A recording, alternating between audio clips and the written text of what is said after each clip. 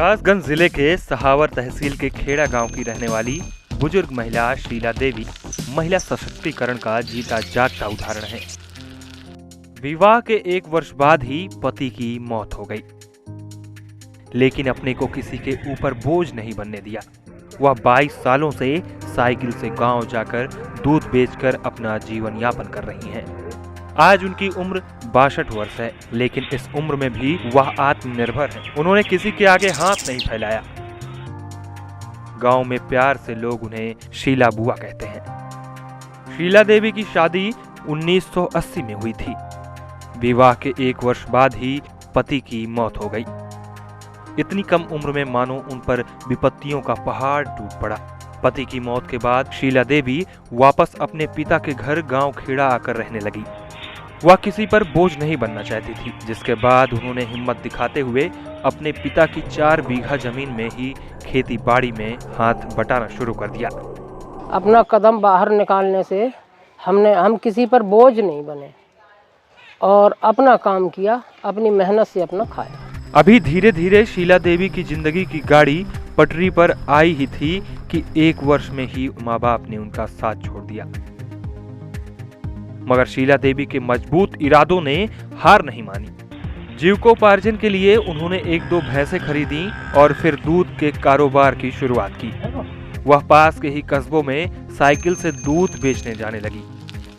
सुबह 4 बजे उठते हैं हम, और 4 बजे उठ के अपना घर का काम धाम देख के अपने पौयों को चारा डालते हैं और पौयों का दूध निकालते हैं और दूध निकाल कर रख के और फिर हम अपना बाहर से दूध खरीद के लाते हैं और दूध लेकर फिर हम जाते हैं साइकिल से।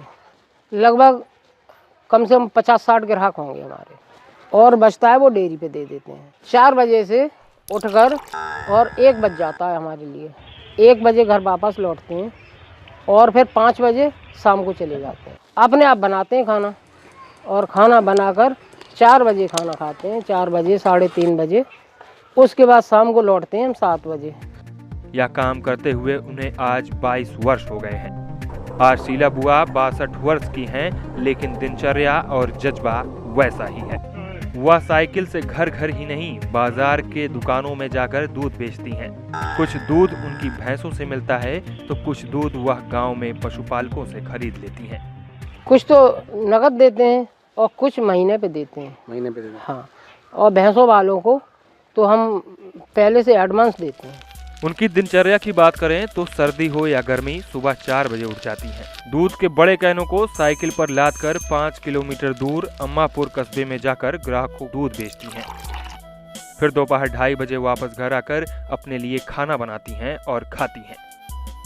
उसके बाद शाम 4 बजे फिर साइकिल से गाँव में जाकर दूध खरीदना और दूध खरीदकर शाम 7 बजे तक वापस घर आती हैं। फिर भैंसों के चारे दाने से लेकर दूध निकालने तक के सारे काम शीला देवी खुद ही करती हैं। हमारी पेंशन भी कट गई है और जो 5 लाख का कार्ड बनता है वो भी हमारा नहीं बना है स्वास्थ्य विभाग का, और 2000 रुपए जो आ रहे थे खेती किसानी के वो भी नहीं आ रहे हैं। हमारा कोई है नहीं, हम जाके साइकिल से दूध बांटते हैं। योगी सरकार से हमारा निवेदन है कि हमारा सहयोग करें।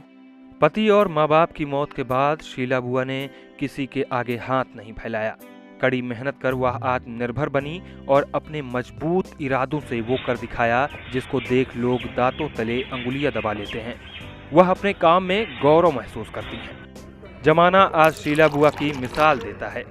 यही वजह है कि वह महिलाएं ही नहीं, समाज के लिए भी एक प्रेरणा बन रही हैं। शीला बुआ ने मुख्यमंत्री योगी आदित्यनाथ और जिलाधिकारी से सरकारी योजनाओं का लाभ दिए जाने की मांग की है। Bureau report, ETV Bharat.